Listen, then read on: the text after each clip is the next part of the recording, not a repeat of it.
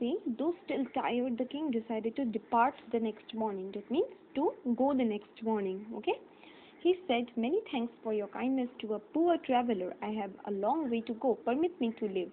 So the king seeks the permission of the shepherd to leave.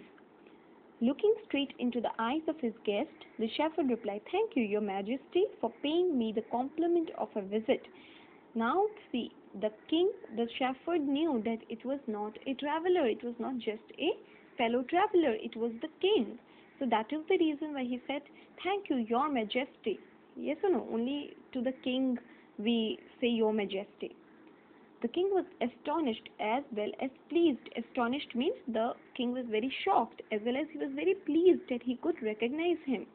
He is indeed very wise. So the king thought that the shepherd is very intelligent, because without telling him, he could understand that he was not the traveler was not just a fellow traveler, he was a king. "I need people like him to work for me."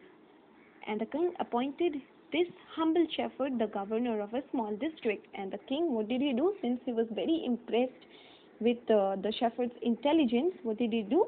He appointed the shepherd as a governor of the district. Although he rose to power and dignity, the shepherd remained as humble as ever.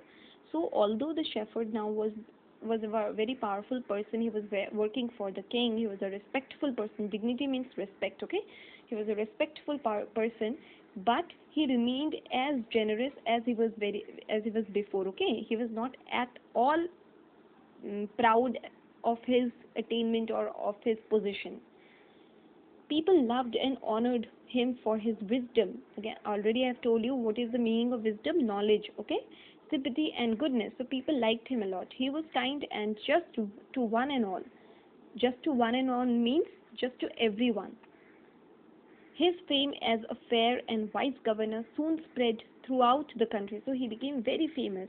Now, the governors of other provinces, that means the governors of the other parts of the country, grew terribly jealous of him and began to talk to the king against him. Now, the other governors who were being appointed, they grew very jealous. They were very jealous of the shepherd. Why? Because he was a very nice person. He was being liked by all. So they were very jealous of him, and they complained against him to the king.